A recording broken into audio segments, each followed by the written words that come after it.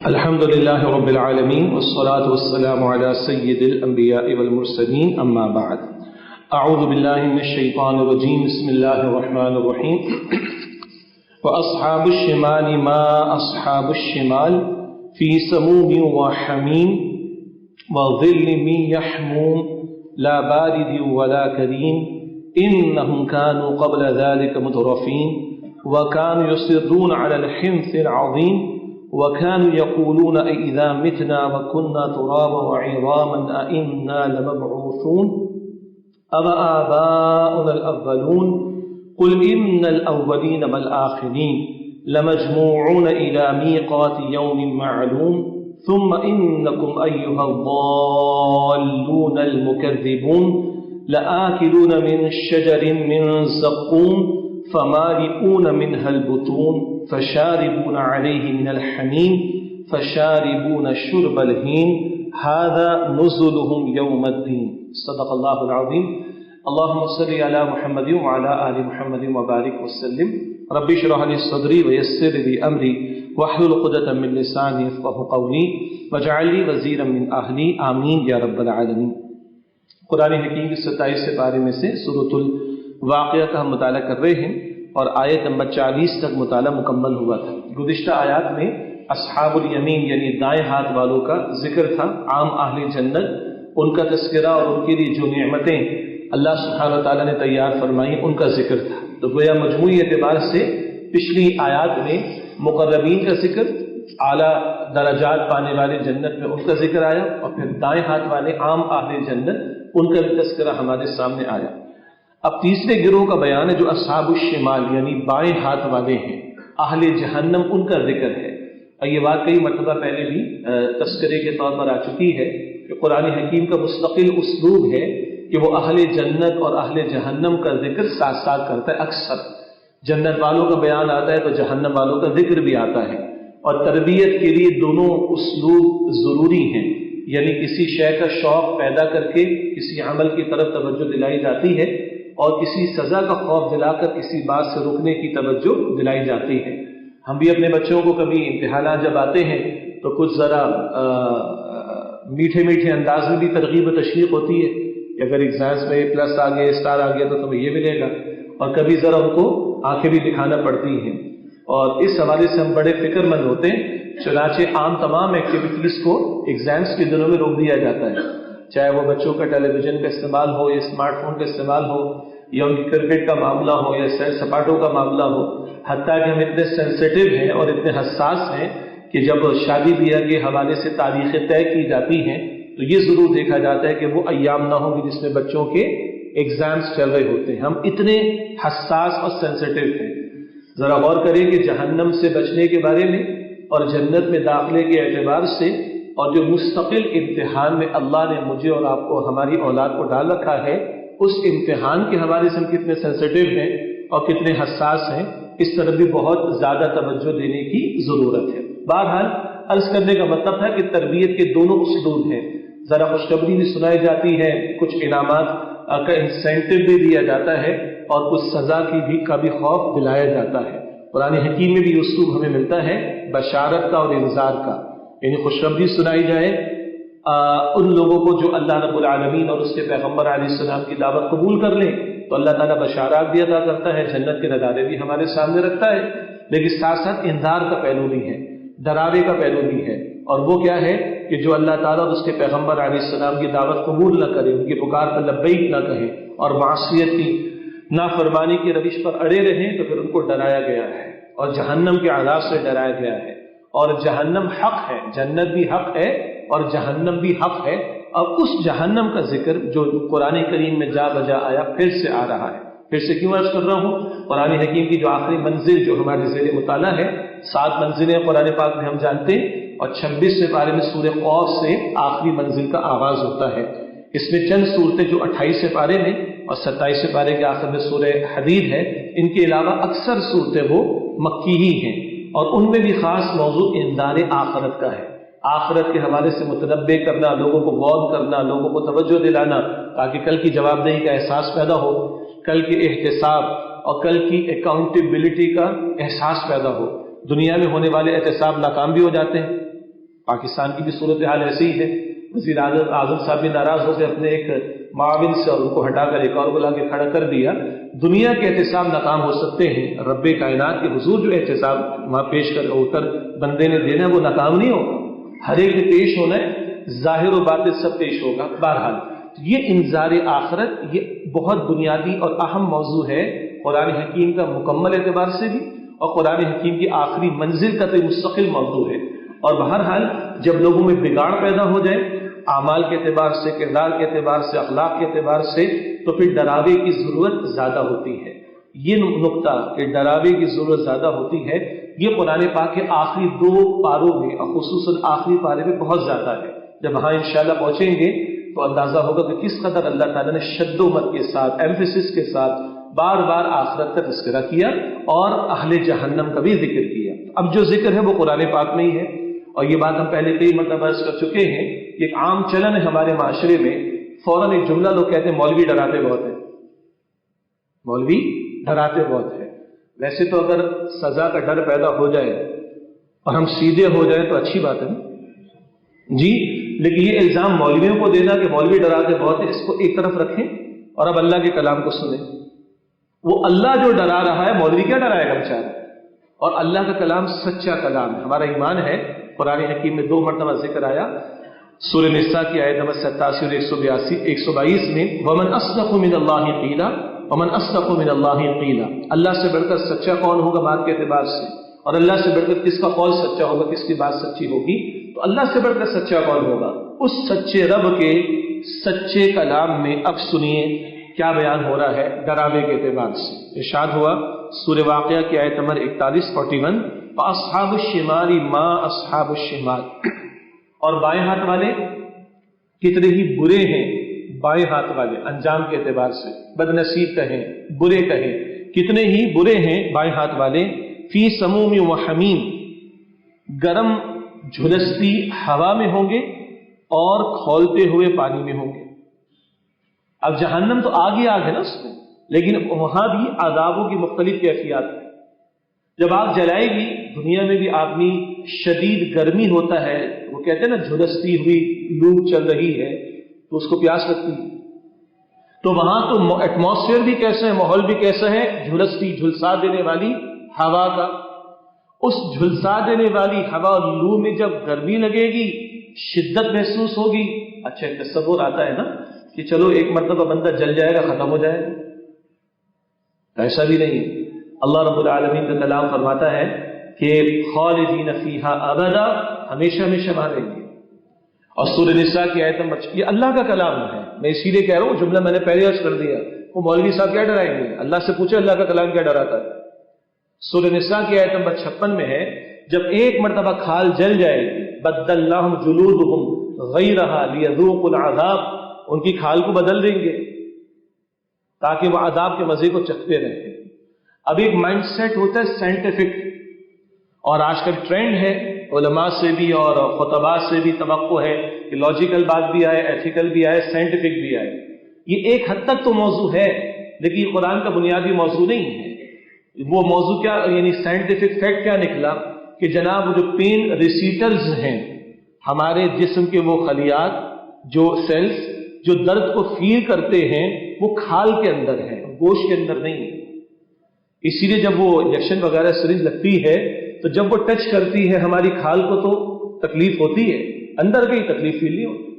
تو کہا گیا جی پین ریسیٹرز، وہ درد کو محسوس کرنے والے جو خلیے ہیں وہ کھال کے اندر ہیں۔ تو جناب اس ریسرچ کو ایک صاحب نے بھی کیا، اور تھائی لینڈ کے اندر وہ تھے، اور ان کے سامنے قرآن پاک کی آیت آئی اور وہ ایمان لے آئے۔ الحمدللہ وہ بندہ ایمان لے آیا، ہماری یہ خوشی کی بات ہے۔ لیکن قرآن سائنس کی کتاب نہیں ہے۔ قرآن حکیم تو بتا رہا ہے جہنم میں جو لوگ ڈالے جائیں گے، بھڑکتی آگ میں ڈالے جائیں گے، ان کو جب جلایا وہاں جائے گا، اور کھال جب جل جائے گی ان کی ایک مرتبہ، تو ایسا نہیں کہ معاملہ ختم، دنیا میں بندہ جھلسا جلا مر گیا، جہنم میں ایسا نہیں، بدلناہم جلودہم غیرہا لیذوقوا العذاب، ان کی کھالوں کو ہم بدل دیں گے تاکہ وہ جلنے کے عذاب کو مستقل چکھتے رہیں۔ اللہم اجرنا من النار، اے اللہ ہم سب کو آگ کے عذاب سے محفوظ فرما۔ یہ ہے اس جہنم کا بیان جو قرآن کریم جا بجا عطا کرتا ہے۔ اس مقام پر فرمایا فی سموم و حمیم، جھلسا دینے والی لو اور ہوا اور کھولتے ہوئے پانی میں ہوں گے۔ جب شدت محسوس ہوگی تپش کی تو پانی مانگیں گے، اور پانی بھی کیسا دیا جائے گا؟ کھولتا ہوا۔ سورۃ الحج میں آتا ہے اوپر سے بہایا جائے گا اور وہ آنکھوں کو بھی کاٹ کر رکھ دیں گے، لیکن یہ نہیں کہ موت آ جائے گی، جو قرآن پاک سورۃ الاعلی میں بیان فرماتا ہے ثم لا يموت فيها ولا يحيى، نہ مرے گا نہ وہاں وہ جیے گا، جہنمی، استغفر اللہ۔ تو کھولتی ہوا اور گرم ہوا کھولتے ہوئے پانی میں، وَظِلٍّ مِّن يَحْمُومٍ، اور سیاہ دھوئیں کے سائے میں، لا بارد ولا کریم، نہ کوئی ٹھنڈک ہوگی اور نہ فرحت کا معاملہ ہوگا۔ دنیا میں آدمی کو دھوپ لگتی ہے، تپش محسوس ہوتی ہے، کوئی سایہ مل جائے، چاہے وہ چھپر ہی کیوں نہ ہو، کوئی شیڈ کیوں نہ ہو، کوئی درخت کیوں نہ ہو، کوئی تختہ کسی نے لگا دیا ہو، کسی نے کوئی موٹی چادر باندھ دی ہو، مجھے سایہ تو مل جائے، تپش کم ہو جائے گی۔ ادھر سائے ہوں گے مگر سیاہ دھوئیں کے، اور ان میں کوئی راحت نہیں ہوگی، کوئی ٹھنڈک کا معاملہ نہیں ہوگا، یعنی عذاب ہی عذاب ہوگا، کوئی راحت کا امکان نہیں۔ کوئی بریک آ جائے، کوئی ملتے ہوئے عذاب کے اندر کوئی گیپ آ جائے، کوئی ایک دن کی چھٹی مل جائے، جیسے کہ ہم لوگ ایک دو دن کی چھٹی قطعاً نہیں۔ یہ ہے جو شدت عذاب کو اللہ تعالیٰ قرآن حکیم میں بیان فرما رہے ہیں۔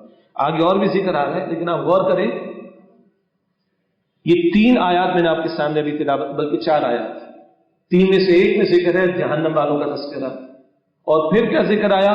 گرم ہوا، کھولتا ہوا پانی، دھوئیں کا سایہ، نہ اس میں کوئی ٹھنڈک اور نہ کوئی فرحت ہوگی۔ یہ کون ڈرا رہا ہے؟ اللہ رب العالمین۔ اور توجہ سے سنیں، تنہائی میں بیٹھ کے اور آپ سوچیں، کیا یہ مذاق ہے کوئی؟ یہ کھلواڑ ہے کوئی؟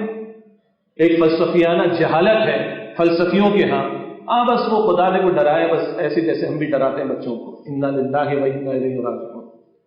ایک جہالت جاہل قسم کے صوفیاء میں، جاہل قسم کے صوفیاء تو اچھے بھی گزرے، اللہ والے نیک بندے بہت اچھے گزرے، جاہل صوفیاء کے اندر بس یہ ڈراوا جیسا بچوں کو ڈراتے ہیں نا، وہ آ جائے گا، فنا آ جائے گا، فنا آ جائے گا۔ یہ اللہ نے مذاق میں کوئی کلام عطا کیا ہے؟ یہ اللہ تعالیٰ کو کوئی کیا سوجی کہ کھلواڑ کرے گا مخلوق کے ساتھ؟ معاذ اللہ ثم معاذ اللہ، یہ حق ہے۔ اسی لیے رات کی تنہائی کی نمازوں میں نبی مکرم صلی اللہ علیہ وسلم کی نمازوں کے دوران کے الفاظ میں جو اذکار و دعائیں ہیں، ان میں یہ الفاظ ہیں، الجنت حق والنار حق، اے رب جنت بھی حق ہے، بالفعل موجود ہے، اور جہنم بھی حق ہے، بالفعل موجود ہے۔ اور اللہ کے پیغمبر نے صبح 7 مرتبہ اذکار میں ہمیں دعا سکھائی، حضور تو معصوم ہے صلی اللہ علیہ وآلہ وسلم، بخشائے ہیں صلی اللہ علیہ وآلہ وسلم، 7 مرتبہ دعا ہو رہی ہے صبح، اللہم اجرنی من النار، اللہ مجھے آگ سے بچا۔ 7 مرتبہ دعا ہو رہی شام کے اوقات میں، اللہم اجرنی من النار، اللہ مجھے آگ سے بچا لے۔ وہ معصوم ہیں، خطاؤں سے پاک ہیں، بخشائے ہیں، اب ان کی شفاعت کی امید رکھتے ہیں، طلبگار ہیں، دعا کرتے ہیں۔ وہ اتنا اہتمام جہنم کے بارے میں بچنے کے تعلق سے، جہنم سے بچنے کے تعلق سے کر رہے ہیں، تو ہم گناہ گاروں کو کس قدر اہتمام کرنا چاہیے؟ ہماری ٹینشن ہے نا، بہت ساری ٹینشن ہے، اور ہیں، کوئی شک نہیں ہے، اصل گراؤنڈ ریالٹیز میں مسائل بھی ہیں، مگر ہماری ٹینشنز کی لسٹ میں جہنم سے بچ جانے والی ٹینشن کتنی ہے؟ پہلے بھی ذکر آ چکا ہے، امت کی ماں عائشہ رضی اللہ تعالیٰ عنہ ایک مرتبہ روئی، اللہ کے نبی علیہ السلام فرماتے کیوں روتی ہو تم؟ عرض کرتی کہ یا رسول اللہ صلی اللہ علیہ وسلم، جہنم کی آگ کے خوف نے مجھے رلایا۔ آج ہم پہلے بھی ذکر کر چکا ہوں، ہمارے عورتیں بھی روتی ہیں، مرد بھی روتے ہیں، گھر چھوٹا ہے، جس کا نہیں ہے اس کو دیکھ لو بھائی، گاڑی پرانی ہے، اور جس کے پاس نہیں اس کو دیکھ لو، بچے مہنگے اسکولوں میں نہیں پڑھ رہے، بہت ہی معمولی سے اسکول میں پڑھ رہے، بس 5-6 ہزار روپئے سے زیادہ نہیں، تو ان بچوں کو دیکھ لو جو ورک شاپ پہ کام کرتے ہیں، جن کو تو پرائمری ایجوکیشن بھی گورنمنٹ اسکول میں میسر نہیں آ سکتی، دیکھو نیچے والوں کو، لیکن نہیں، مرد بھی روتے، عورتیں بھی روتی، اور امت کی ماں کہاں روتی ہیں؟ مجھے جہنم کی آگ کے خوف نے رلایا، صلی اللہ رضی اللہ تعالیٰ عنہ، یہ فرما رہی حضرت عائشہ صدیقہ رضی اللہ عنہ کہ مجھے رلایا کس شے نے؟ جہنم کی آگ کے خوف نے۔ یہ محمد مصطفیٰ علیہ السلام کے گھرانے کا طرز عمل ہے، جہاں دعائیں ہیں جہنم سے بچنے کے لیے، جہاں خوف رلاتا ہے جہنم کی آگ کا امت کی ماں کو۔ ہمارے ہاں کبھی آنکھوں سے آنسو بھی ٹپکتے ہیں، کبھی نم ہوتی ہیں آنکھیں، ٹپکتے ہیں آنسو، کبھی کوئی جسم پر رونگٹے بھی کھڑے ہوتے ہیں جہنم کی آگ اور اس کے عذاب کے تعلق سے۔ یہ اللہ ڈرا رہا ہے، اور میرے رب کا کلام، آپ کے ہمارے رب کا کلام سچا کلام ہے، اس میں کوئی شک اضافی نہیں ہے کہ بس ایسی ذرا ڈرانے کے لیے اللہ تعالیٰ نے بیان کر دیا، نہیں، یہ الزام ہے معاذ اللہ رب کائنات پر فلسفیانہ انداز اختیار کرنے والے کچھ لوگوں کی طرف سے، یہ جاہلانہ رویے تصوف کے میدان میں اختیار کرنے والوں کی طرف سے کہ بس اللہ نے ڈرانے کے لیے بس جنت کا جہنم کا ذکر کیا۔ یہ الزام ہے رب کائنات پر۔ میرے رب کا کوئی لفظ اس کلام میں اضافی نہیں ہے، غیر ضروری نہیں ہے، وہ رب کا سچا کلام ہے جو قرآن کریم عطا ہوا ہے ہمیں، اور وہ اللہ ڈراتا ہے، تو ہمیں ڈرنا چاہیے۔ ڈریں گے تو بھی ان اعمال سے بچیں گے جو جہنم کی طرف لے جانے والے ہیں، خوف ہوگا تو وہ حرکتیں چھوڑیں گے جو جہنم کی طرف لے جانے والی ہیں۔ اور پھر وہ نقطہ دوبارہ دہرا لیں، آج یہ ظلم و ستم کا معاملہ، آج یہ حق تلفیوں کا معاملہ، آج یہ مال حرام کا معاملہ، آج لوگوں کی جائیدادیں ہڑپ کرنے کا معاملہ، وراثت میں بیٹی اور بہنوں کو حصہ نہ دینے کا معاملہ، ان کا مال ہڑپ کر جانے کا معاملہ، یتیم بچوں اور بچیوں کا مال ہڑپ کر جانے کا معاملہ، لوگوں کی لا علمی کا فائدہ اٹھا کر ان کو بے وقوف بنا کر انڈیو قسم کا پروفٹ کمانے کا معاملہ، جو بھی حرام کی مختلف شکلیں ہیں ناجائز کی ذہن میں لے آئیے، یا پھر خط و غارت گری، چوری، ڈاکے، پوری قوم کو لوٹ لینا۔ پھر جناب وہ ٹرانسپیرنسی انٹرنیشنل کی رپورٹ کتنی سچی ہے کتنی جھوٹی، ہم تو بات ہی نہیں کر رہے، ہم تو کہہ رہے ہیں دنیا کے سامنے کیا پریزنٹ ہو رہے دیکھ لیجیے، اور وہ دنیا کے اسٹیٹسٹکس غلط بھی ہوں، ان کا ڈیٹا غلط بھی ہو، ہم اور آپ کو جانتے ہیں نا کہ کتنی چوریاں ہم کرتے ہیں، کتنی لوٹ مار ہم کرتے ہیں، کتنے دھوکے ہم لوگوں کو دیتے ہیں، کتنے فراڈ ہم کرتے، پتہ تو ہمیں ہے نا۔ یہ سب کس بات کی عکاسی کر رہا ہے؟ اکثر اس بات کی کہ خوف خدا نہیں ہے، مرنے کا یقین نہیں ہے، اللہ کے سامنے کھڑا ہونا اس کا یقین نہیں ہے، اللہ کے حضور جواب دینا اس کا یقین نہیں ہے، تبھی تو یہ حرکتیں نمازوں میں دہرا کر جائیں، ایاک نعبد، وقت کا وزیر اعظم بھی پڑھے ایاک نعبد، مگر اعمال کے اندر اگر شریعت کی خلاف ورزیاں ہیں، ہماری ناک کے نیچے اگر یہ کام ہو رہا ہے، اگر ہم صاحب اختیار ہو یا ہم خود اگر یہ کام کر رہے ہیں، تو ہم کیا کہہ رہے ہیں نماز میں؟ ایاک نعبد و ایاک نستعین، اللہ تیری عبادت کرتے تو جس سے مدد مانگتے، اور اس سے پہلے ہم پڑھتے مالک یوم الدین، بدلے کے دن کا مالک ہے، اور باہر جا کے حرکتیں ہماری وہ ہیں کہ جو اللہ کی شریعت کے خلاف ہو، تو اپنے ان دعووں کے بارے میں ہمیں ری وزٹ کر لینے کی اور اپنے جھانکنے کی ضرورت ہے۔ نقطہ کیا ہے؟ اگر وہ آخرت سامنے نہیں، اگر کل کے جواب دے کا احساس نہیں، تو اعمال میں کردار میں سارے بگاڑ نظر آتے ہیں۔ اللہ تعالی ہماری حفاظت فرمائے۔ آگے فرمایا انہم کانوا قبل ذلک مترفین، بے شک اس سے پہلے وہ نعمتوں میں پلے ہوئے تھے۔ یہ مترفین کا ذکر قرآن حکیم کرتا ہے۔ کون لوگ ہیں؟ دنیا خوب ملی ہے، دنیا کے وسائل ملے ہیں، اور دنیا کی محبت میں ڈوبے ہیں، مال و دولت کی فراوانی بھی ہے، نفس کے غلام بھی بنے ہیں، اور جو جی میں آتا ہے کرتے ہیں، چاہے اس میں اللہ کے احکامات کی کتنی خلاف ورزی ہو، چاہے اللہ تعالیٰ کے کتنی حقوق پامال ہو، چاہے بندوں کی کتنی حقوق پامال ہو، چاہے بندوں کے ساتھ کس قدر زیادتیاں کر جائے، مگر نعمتوں میں پلے ہوئے، مال و دولت کی فراوانی، نفس کی غلامی، خواہشات کی پیروی ہے رب کے احکامات کے مقابلے میں۔ جنت کا راستہ قرآن پاک کیا بتاتا ہے؟ سورۃ النازعات کے آخر میں ہے وَأَمَّا مَنْ خَافَ مَقَامَ رَبِّهِ وَنَهَى النَّفْسَ عَنِ الْهَوَىٰ فَإِنَّ الْجَنَّةَ هِيَ الْمَأْوَىٰ، جو رب کے سامنے کھڑا ہونے سے ڈرتا رہا اور جس نے اپنے نفس کی خواہش کی پیروی سے اپنے آپ کو روکا، بس اس کے لیے جنت ٹھکانا ہے۔ اللہ ہم سب کو عطا فرمائے۔ مگر یہ مترفین کون ہیں؟ یہ معاشرے کی اشرافیہ بھی، جہاں مال و دولت کی فراوانی بھی ہوتی ہے، اور پھر اس دولت کے نشے میں مست ہو کر اللہ کے احکامات کی خلاف ورزیاں ہوتی ہیں، اور لوگوں پر ظلم و ستم بھی ہوتا ہے، لوگوں کے ساتھ زیادتیوں کا معاملہ بھی ہوتا ہے، لوگوں کی حق تلفی کا معاملہ بھی ہوا کرتا ہے۔ بھول جاتے ہیں کہ مرنا اور اللہ تعالیٰ کو جواب دینا ہے، جبکہ اللہ کی کتاب بتاتی ہے انما اموالکم واولادکم فتنہ، بے شک تمہارے مال اور تمہاری اولاد فتنہ ہے تمہارے لیے۔ حدیث مبارک میں آیا، نبی مکرم صلی اللہ علیہ وسلم نے فرمایا ہے بندے کے قدم اس کی جگہ سے ہٹ نہیں سکیں گے قیامت کے دن جب تک کہ وہ 5 سوالات کے جوابات پیش نہ کر دے۔ نمبر 1 زندگی کہاں لگائی، نمبر 2 جوانی کہاں کھپائی، نمبر 3 مال کہاں سے کمایا، نمبر 4 مال کہاں خرچ کیا، اور نمبر 5 جو علم حاصل کیا اس پر کتنا عمل کیا۔ زندگی کے بارے میں سوال، جوانی کے بارے میں خاص سوال، کمائی کے بارے میں سوال، خرچ کے بارے میں سوال، اور علم کے بارے میں سوال۔ یہ آپ کی میری زندگی کے اہم ترین سوالات ہیں۔ 100 में से एक चैनल भी नहीं दिखाएगा कभी, किसी एक अखबार में कभी हेडलाइन आपको नहीं मिलेगी। क्यों? इस वक्त तो मसाइल कुछ और चलते हैं, जब खबर में जाएंगे तो मसाइल कुछ और हो जाएंगे। सैयदना अली फरमाते रज़ी अल्लाह अन्हु, लोगों आज तुम सो रहे हो, ये सारा कुछ धोखा है, फरेब, ये नजर आता है लेकिन असल नहीं, ये धोखा है। कुरान भी कहता है वमल हयात दुनिया इल्ला मताउल गुरूर, कि दुनिया की जिंदगी धोखे और फरेब के सामान की सिवा कुछ नहीं। तो सैयदना अली फरमाते रज़ी अल्लाह अन्हु, लोगों आज तुम सो रहे हो, जब मौत आएगी तब तुम जागोगे। तो आज तो जो डूबा हुआ है दुनिया की मोहब्बत में, दुनिया ही मतलूब व मकसूद। और अगर मुसलमान है, सबकी तो बात नहीं कर सकते, बहुत गलत बात हो जाएगी, लेकिन कई मरतबा देखने को मिलता है कि वह नाम के मुसलमान, वज़ा में तुम हो नसारा तो तमद्दुन में हुदूद, यह है वो मुसलमान जिन्हें देखकर शर्माए यहूदी। हमारी शादी भी और गैरों की शादी भी हमें तो फर्क नजर आता है, इल्ला माशाअल्लाह, वहां चक्कर लगाते हैं, वो जोगी कुछ पढ़ देता है, हमारे बस कुछ आयात की तिलावत करवाते, दुआ करवाते और मस्जिद में एहतमाम, उसके बाद सब फारिग। हिंदुओं की शादी में हमारी शादी में कोई फर्क दिखाई नहीं दिया।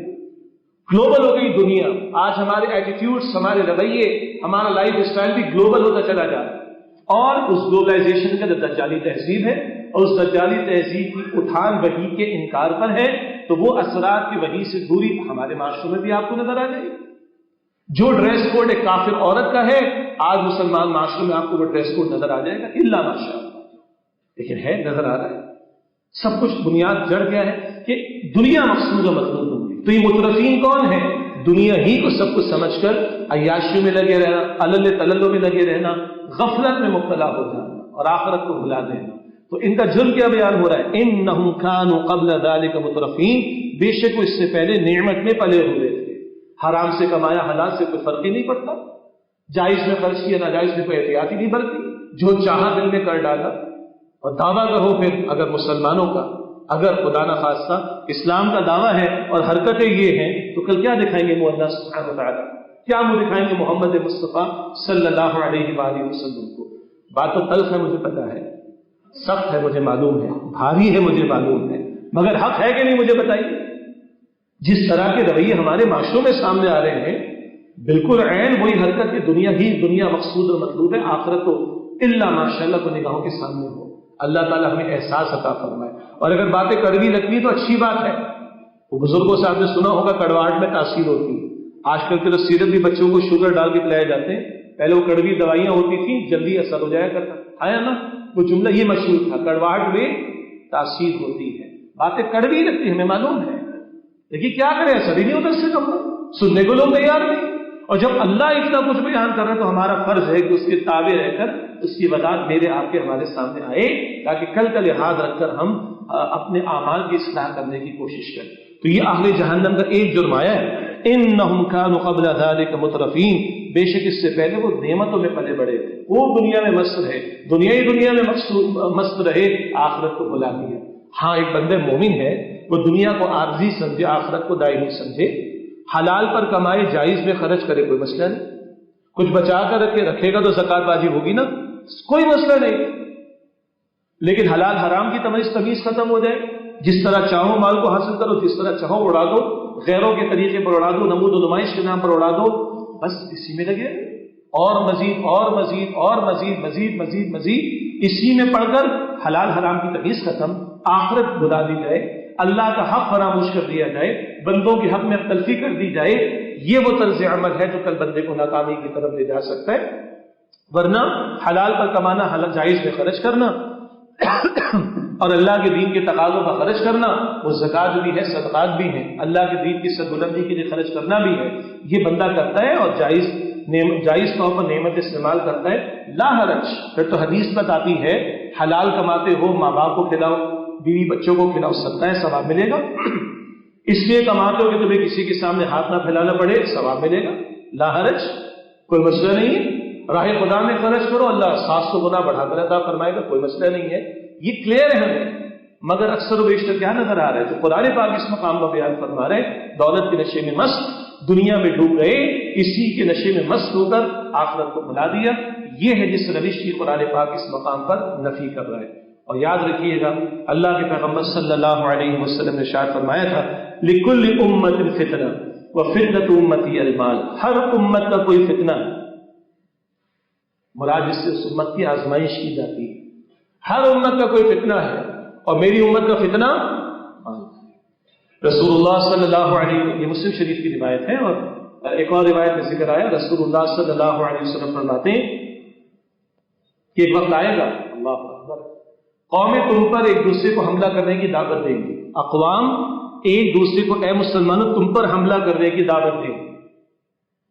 تو عرض کی گئی یا رسول اللہ صلی اللہ علیہ وسلم کہ ہم تعداد میں کم ہو جائیں گے؟ فرمایا کہ نہیں، بل انتم کثیر، تم تو کثرت سے ہو جاؤ گے، کثرت تعداد میں ہوگی۔ تو یا رسول اللہ صلی اللہ علیہ وسلم پھر ایسا کیوں ہوگا؟